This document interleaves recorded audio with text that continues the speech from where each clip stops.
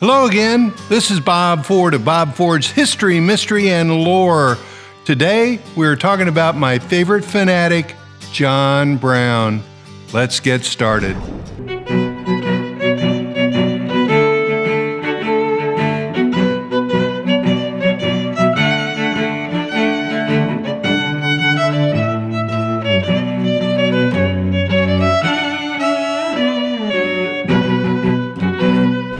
Since the passage of the Kansas-Nebraska Act of 1854, allowing new states to choose at the ballot box whether to allow slavery or not, that's popular sovereignty, the Kansas Territory has been on edge.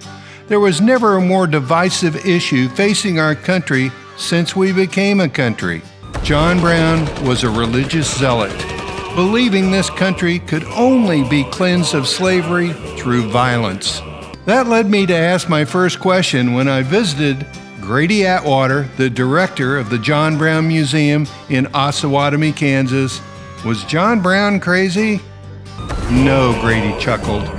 This museum is one of a kind. In the early 1930s, Kansas built a solid limestone building encapsulating the 1854 Adair Brown log cabin. That has kept the cabin in pristine condition. It's as if John Brown could walk in today and stoke the cabin's fireplace. Brown felt slavery was an abomination against humanity.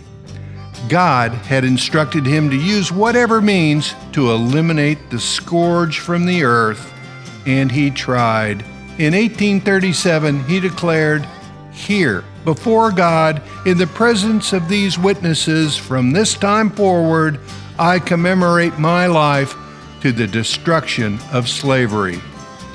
Born in upstate New York in 1800, Brown was a failed businessman who fathered 20 children, losing 9 in their childhood.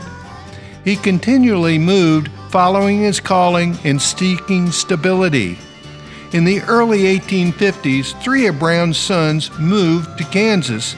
At the time, that was the frontier. As Kansas struggled to determine its future through the vote, the battle over slavery was taking shape. Coaxed by his son, John Brown moved to Osawatomie, Kansas in 1856 to join the fight. There were 3 basic factions in the territory: Abolitionists, in which Brown was one, Free Staters or Jayhawkers, soon to be led by Jim Lang, and pro-slavers, many having moved in from neighboring Missouri. The Abolitionists wanted to abolish slavery outright. Free Staters sought to end slavery but didn't want freed blacks to live in the state. And pro-slavers seek to extend the right to own slaves into the new territory. My grandfather, Albert Long Bartlett, was born in 1852 and lived in Big Springs, Kansas, just west of Lawrence. His father, Dr. Josiah Bartlett, was a representative in the first legislative session of the state of Kansas. Albert went on to become a page in that session in 1861 and no doubt witnessed much of Kansas's incredible history. He was 68 years old when my mother was born. Virility runs in this family. She passed on many of his stories about the times and events that went on from strife to conflict and eventually war. Albert would have lived through Bleeding Kansas, the Civil War, Industrial Revolution, World War I, the Great Depression, and World War II. Then, at the age of 91, he walked my mother down the aisle. What a life. His early years were difficult times to be alive. I heard tales from Mother of slavery, wagon trains, droughts, disease, murders, election fraud, and Indian uprisings. As tempers and violence increased, no stranger could be trusted, and everyone was armed. To John Brown, slavery was a biblical offense, conquered only by the sword. He took the argument to the next level: open conflict. After pro-slavers ravaged Lawrence, Kansas in May 21, 1856, destroying buildings and killing one, that was enough for John Brown to seek harsher retribution. On May 24, 1856, Brown, with his sons and fellow zealots, moved in on a slave-holding enclave near Pottawatomie Creek, Kansas. They drugged 5 men out of their homes and murdered them on the spot in front of their families. To me, this date marks the start of Bleeding Kansas, which led to the border war that ignited the Civil War. Of course, the reaction of Missourians and others to Brown's executions would be retaliation. People were shocked and disgusted by the abolitionists' brutality.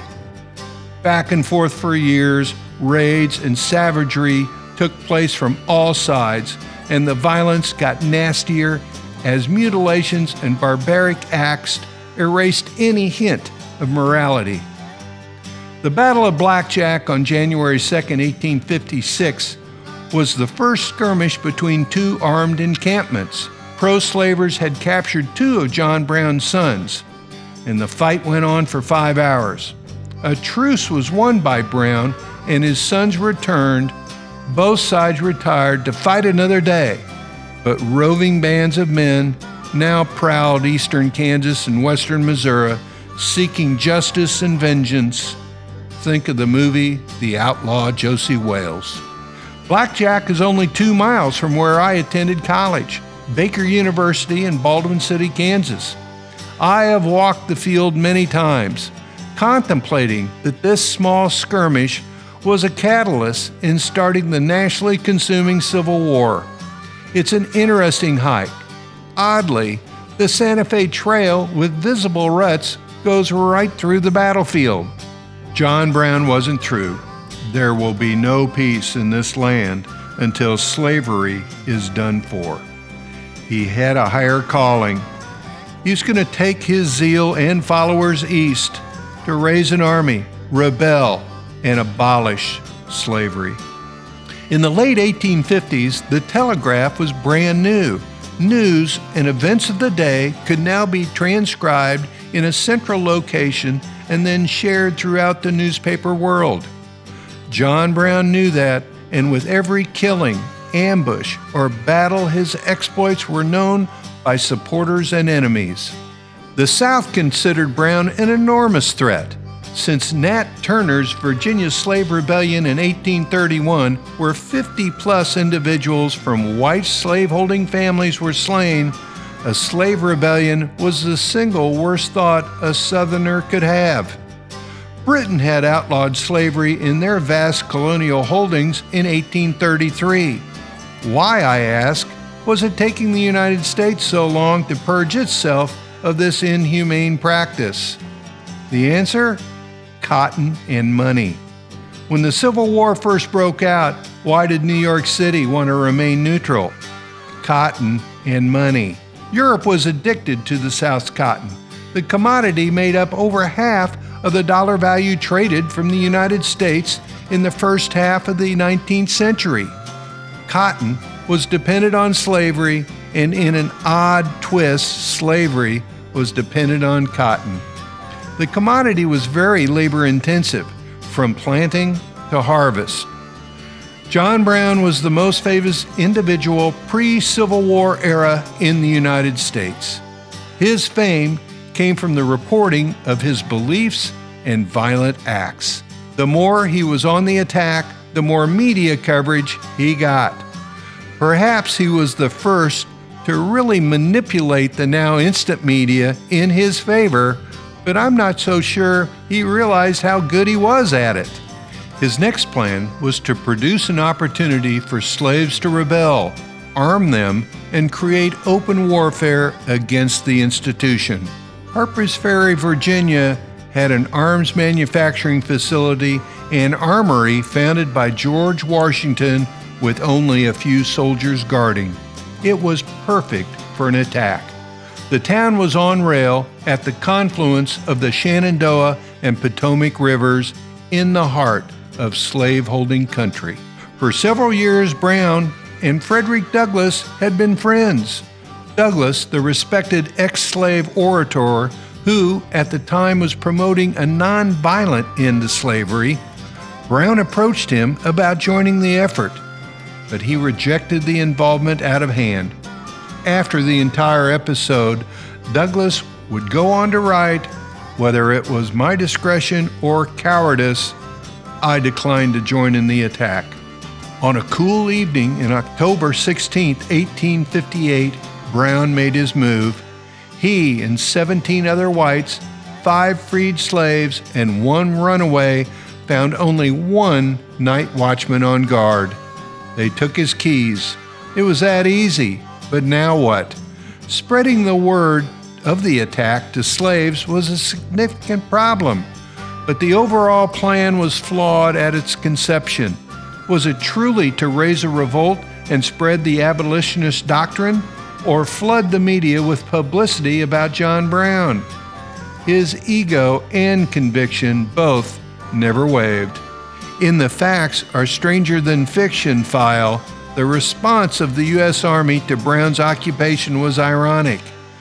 2 days after the initial raid, Union Colonel Robert E. Lee, that's right, Union Colonel, before he declared he could not fight against his home state of Virginia in the Civil War, he led a regiment of soldiers along with fellow future Confederate General Jeb Stuart to arrest John Brown and his band. Brown had not received the support from whites or blacks he had hoped, and was cornered in the fire engine house, later to be named John Brown's Fort, by those U.S. forces.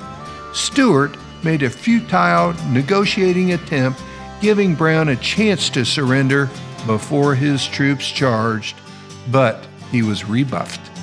Stuart's assault was over in 3 minutes. One of my favorite movies of all time is the 1940 classic Santa Fe Trail. Errol Flynn, Olivia de Havilland, and Ronald Reagan depict the era and happenings in and around Harpers Ferry in a Wild West-style adventure.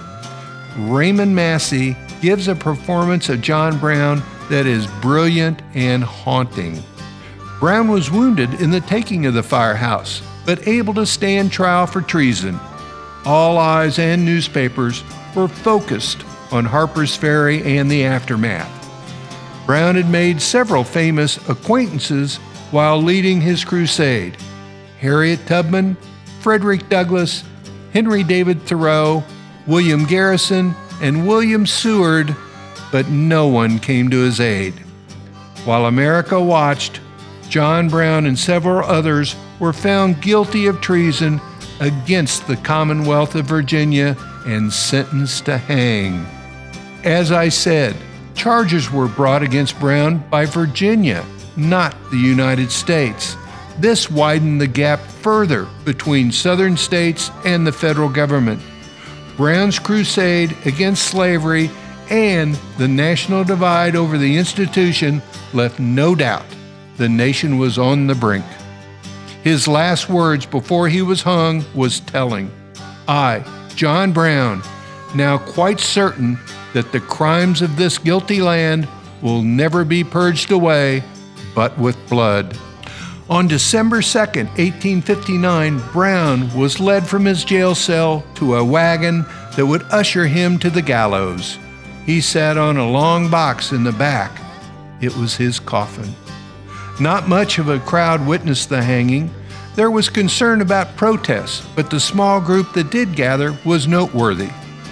Thomas Jackson, an instructor of VMI, later to become a famed Confederate general, and several students were present, along with John Wilkes Booth, an acclaimed actor who would of course play his best-known role in real life as the assassin of President Abraham Lincoln.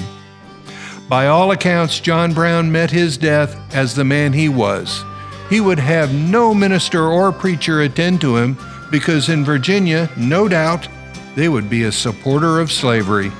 The South, of course, was pleased John Brown was gone, but on his day of death, many cities of the North, church bells rang out.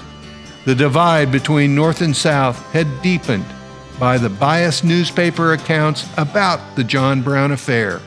from both sides. I've been to Harpers Ferry 3 times, frequented Brown's Osawatomie, Kansas cabin, crossed Pottawatomie Creek, and walked the Blackjack battlefield. John Brown wasn't mad. He was a man of incredible conviction against the inhumane institution of slavery, never compromising or surrendering. This video is sponsored by IHP Industrial. IHP Industrial, with over 100 years of satisfying customers in the plumbing and HVAC service business. Big thanks to IHP for sponsoring. You can find more information about this great company in the description. Thank you all for watching. If you found this video interesting, please like and subscribe. Also consider becoming a patron for more exclusive historical content. All my videos go up there several days early. Becoming a patron is truly the best way to support the channel. Comment below what historical topic you'd like me to cover next. You can find my podcast for Bob Ford's History, Mystery, and Lore linked below. See you next time. Bob Ford out.